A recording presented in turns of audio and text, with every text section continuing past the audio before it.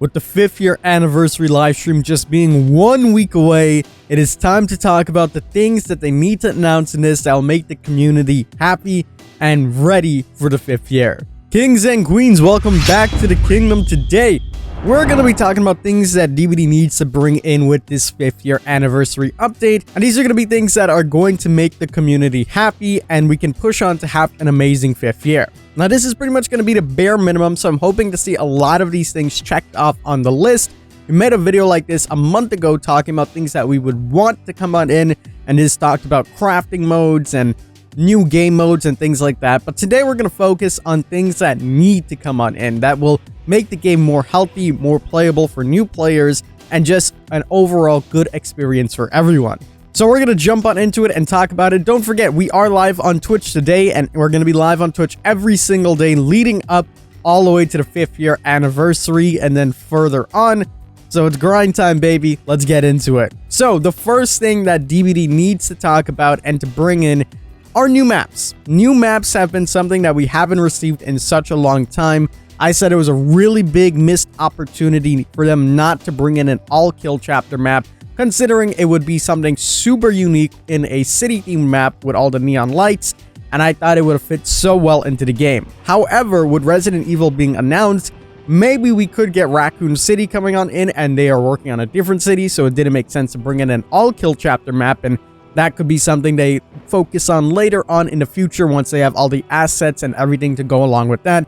I'm sure their intentions are more focused on the Resident Evil side of things rather than anything else. So bringing in a new map would be extremely beneficial, especially considering that it's been such a long time since OG players have not received any new content in the form of maps. You know, we've been getting reworked maps, but it's not the same as getting completely new maps. I also hope that they would bring in some variations to other maps, but that's for later on forward.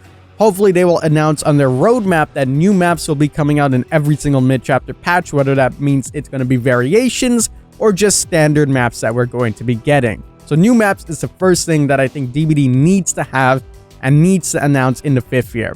The next thing that I think that they need to announce is something dealing with objectives. We always have big discussions on if the game should have more than one objective. I think something in the sense of a start game collapse that they mentioned in the 4th year anniversary should be announced and given more detail on in this 5th year anniversary video or live stream. They should mention something that, you know, is similar to totems, or maybe you can flip a switch to turn on generators, something to interact with gameplay in a new sense. So we're getting a fresh new feel with the 5th year anniversary rather than going back to simply working on generators just with brand new characters. I think this would help a lot with the OG players and something that's not too overwhelming for the newer players coming on in. So something that'll be, you know, not as significant as pressing A, B, C, D, E, F, G on your keyboard before you can start working on a generator or something along the lines of that, but rather just maybe flipping a switch, or, you know, you have to be in chase for a total amount of seconds, whatever it may be. However they find a way to balance it, I'm just spitting out ideas here,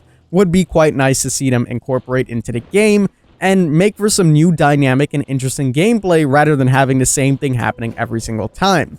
I do see them adding something like this in, something that's very minor, but still will make a major difference moving forward. Next on the list is Raytracing. Now, we did receive information about Raytracing coming on into the game, and since I got this idea in my head, I cannot take it out. I hope they announce this in the 5th year, and the reason why this is a need is because it's going to make Dead by Daylight look above and beyond than what it typically looks like right now. This combined with more settings to optimize your game, as well as to change around different settings, shadows, lighting, whatever the case may be, would make Dead by Daylight look so beautiful and actually make it step up so much more. So when people are just scrolling through Twitch or looking at gameplays, they can be like, wow, that looks like a very beautiful game.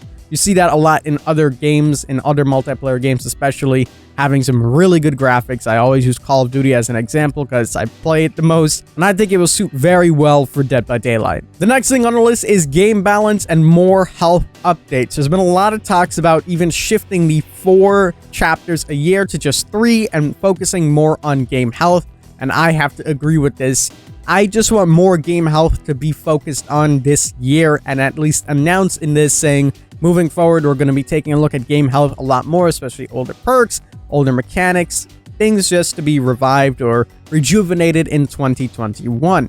and hopefully we'll be seeing that coming on in, and if they do give us a roadmap, we can see their plans and intentions moving forward. There's a lot of things in the game that still need to be balanced. There's a lot of perks in the game that are useless. There's a lot of things that just need to be buffed or nerfed or whatever the case may be, and they've taken steps into doing this by fixing a lot of perks like the Decisive Strike and the same on the killer's side, and I just hope that we could see a big overhaul coming on in maybe every single mid-chapter patch or even in this patch moving on forward. And the final thing that needs to happen and needs to be announced is a huge Comfort to Life update. Now you guys might be saying, oh, this isn't really a need, but I assure you this is. With a bunch of new players coming on into the game with this Resident Evil chapter coming about, it's going to be very overwhelming for these players to focus on a bunch of different killers, a bunch of different survivors, and a bunch of different perks, learning all the powers and everything going on. Comfort to Life updates will make this very easy for them to understand. This will be in the form of new tutorials so they can understand how to play and interpret the game, maybe in the form of a search bar similar to Dead by Daylight Mobile, where you can actually see what perks belong in what category, whether it's a stealth perk or an aggressive perk, exhaustion perk, whatever the case may be, so players can actively understand what different perks do, and reducing the grind.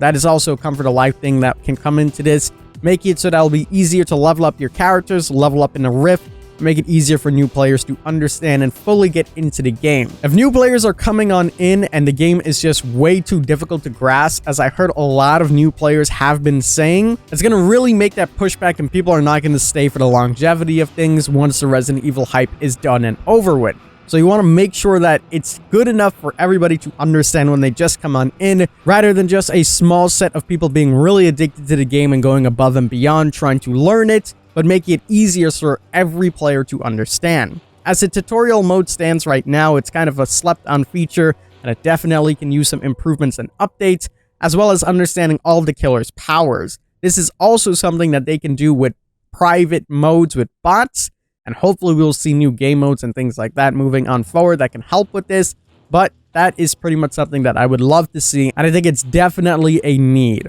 Now, my friends, that is going to wrap it up for this video, similar to the video that we made with all of our wants, but in that, again, we spoke about things like crafting modes and etc, etc, etc, things that we would just really want. But this is stuff that we will need, and I'm hoping that we see come on into the game. Of course, when the 5th year anniversary does come out, I'm sure we're going to get a lot more information than just this. We're probably going to get news on when cross progression is going to come out, all of the new killers and survivors, that is, if there's multiple of them, new map information or new maps information if we get multiple maps. We're also going to get a lot of information on legendary skins, and probably a roadmap on what they're going to be working on this year, potentially talking about more new features coming on and kicking about.